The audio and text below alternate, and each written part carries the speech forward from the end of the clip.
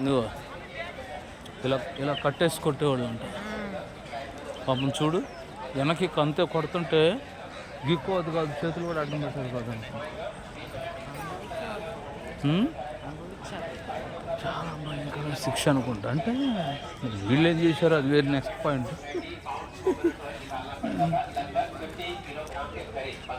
చూద్దాం. Mustard oil निकालने देंगे तो 10 पाउंड पर डे लगभग 5 किलोग्राम के करीब तो दिन भर में बैल भी नहीं निकाल पाते थे. जब बैल नहीं निकाल पाते थे दिन भर में इतना तेल इंसान कहां से निकाल पाएगा. कुछ फ्रीडम फाइटर पोल को चलाते चलाते थक जाते थे, कुछ चलाने से इनकार करते थे. तब अंग्रेज उनका हाथ पकड़ करके जबरन इस पाइप के साथ रस्से से बांधते थे. जब नहीं चला पाते थे पीछे से चाबुक से मारते थे. काफी फ्रीडम फाइटर ये काम करने के बाद बीमार पड़ जाते थे. कुछ का मानसिक संतुलन बिगड़ जाता था और कुछ का डेथ भी हो जाता था. इसका पूरा वेट है 150 किलोग्राम. इसके बाद सेकंड काम है नारियल के छिलके कूटना. छिलके को कूटने के बाद छिलका नरम होने के बाद उसके बाहरी छिलके को हटा देंगे. फिर अंदर का जो कॉइल होगा उसे पानी में भिगोते थे. जब मॉइस्चर हो जाने के बाद धूप में सुखाने के बाद एक लोहे का मशीन उसको रोल किया जाएगा तो बनेगा रस्सी. ఇది ఇలా పని చేయించేవాళ్ళు.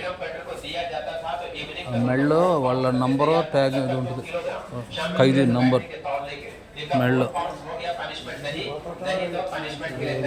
నూనె దాన్ని తిప్పిస్తారు వెళ్తాను గానుగా. చూడు క్లాత్ కూడా అట్లా కొద్దిగా చిన్న కొట్టు ఉంటుంది. ఆయన ఏంటది కొబ్బరి మండం తీస్తున్నాడు.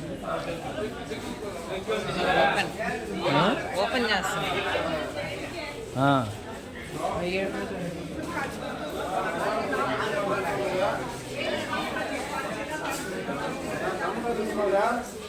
ఇది అంతే.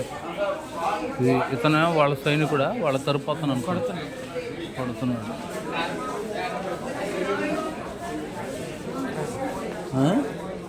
అంతే మరి.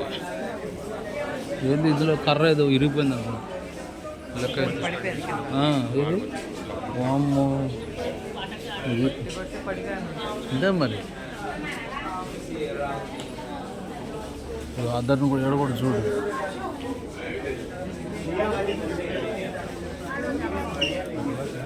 వీళ్ళంతా నేరస్తులు ఇలా ఉండేవాళ్ళు. సో వాళ్ళని ఆ రోజుల్లో పలకరించడం కూడా ఎవరైనా వచ్చారు దగ్గరికి చూడడం చాలా.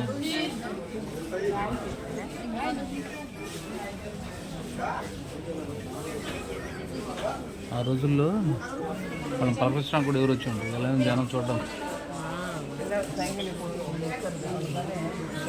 చూడు. ఎడకాడ చైన్లు వేసి అట్టు పెట్టారు. తెలీదుగా. అదేం తెలీదుగా అట్లా ఇదేం చూద్దాం. ఇది ఇందాక జనం ఉండారు ఊరకట్లు చూసి ఇదా ఇదేదో వస్తువులు కావాలి కదా. అది ఓకే.